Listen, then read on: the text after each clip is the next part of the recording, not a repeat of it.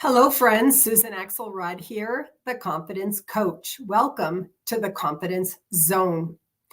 Today, I had an experience with an expert that reminded me to think more about what I offer my own clients. I participated in a meeting today with someone. It was something that I'm involved with this year that's very personal to me and deeply important.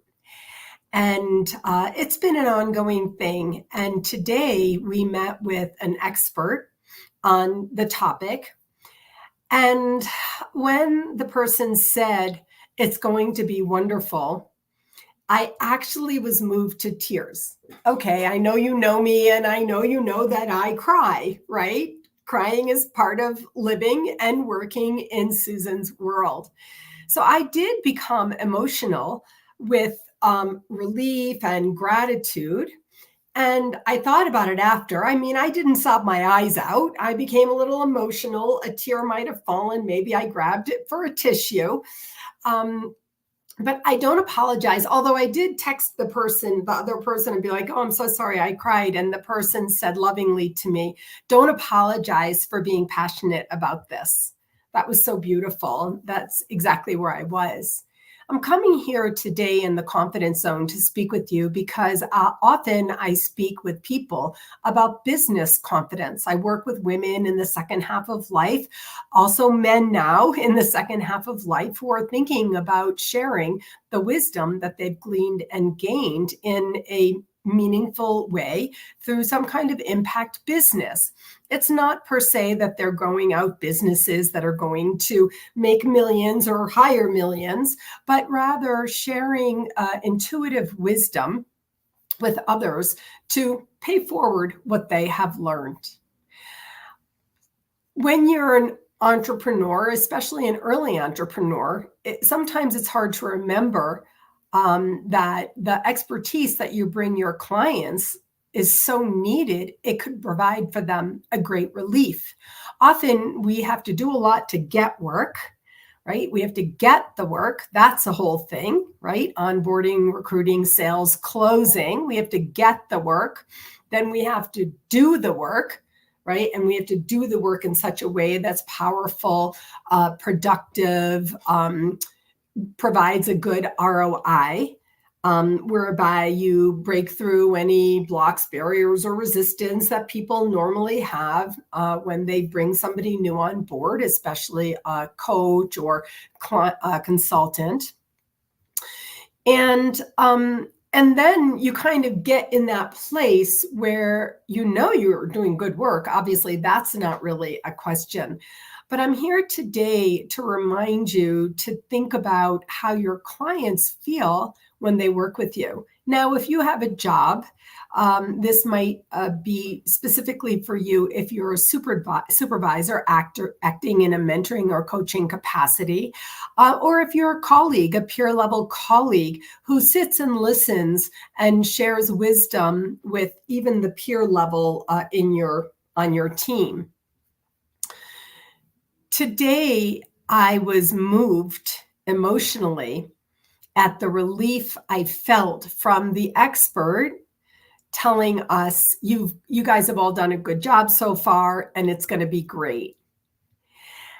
And I thought about it after, and I knew I wanted to speak about this in the Confidence Zone today.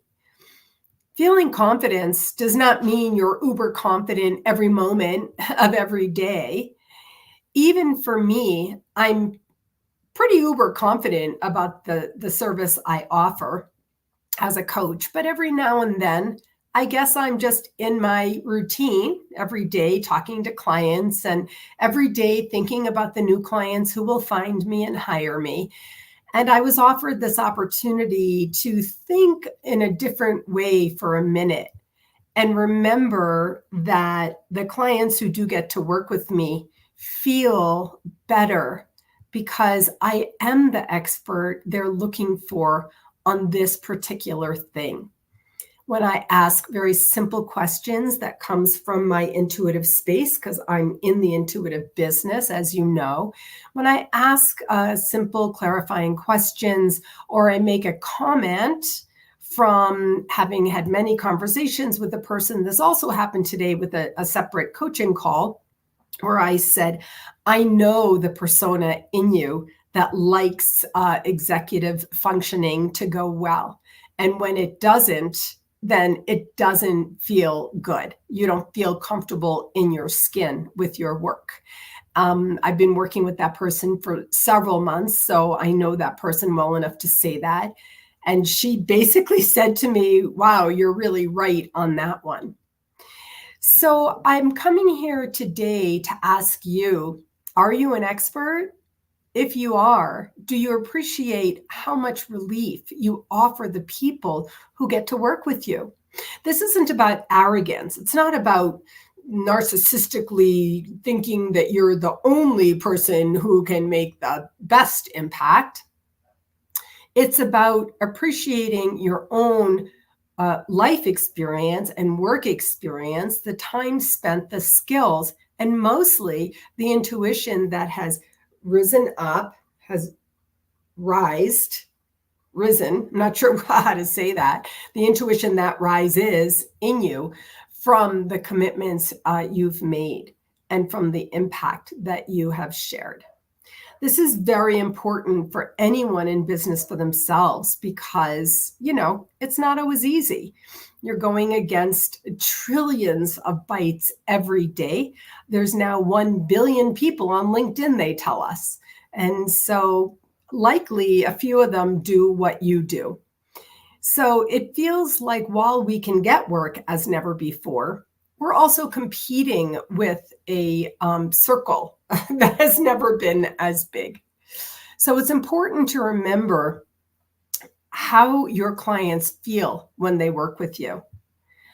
I guess I would like to say that if your clients don't regularly thank you, if your clients don't regularly tell you how great it feels to work with you, this might be something that you consider. I am so lucky and blessed, as you know, because when I get unsolicited testimonials, I share them on my platform. It's the only way I can let people know how confident people feel when they work with me as clients.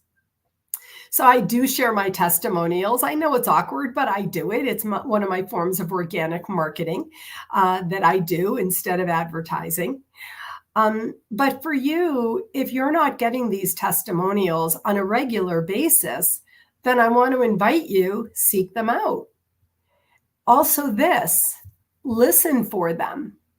Sometimes somebody says something to me and I say, oh my gosh, would you mind if I use that for a testimonial? Thank you so much. This feedback means everything to me. To which 100% of the time they say, of course. So maybe if you're not getting them, you're not hearing them. But if you listen for them in a new way, then you'll see that they are there.